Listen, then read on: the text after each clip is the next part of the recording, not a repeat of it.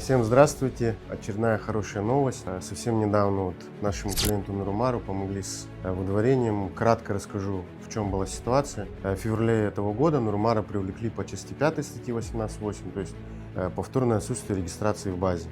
Когда мы пошли в суд, судья была женщина, поначалу настроенная, я так понимаю, нам отказать, но ответ пришел, регистрация была в базе, и судье пришлось даже откладывать судебное заседание, было повторное, то есть она еще думала.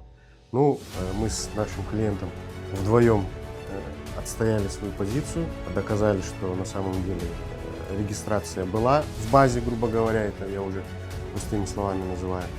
И, соответственно, у судьи не осталось больше выбора, кроме как прекратить это дело. Выдворение отменено полностью.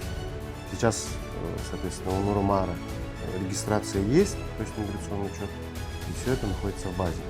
То есть еще раз настоятельно рекомендую, если вас привлекли к административной ответственности, у вас есть всего 10 суток, чтобы подать жалобу.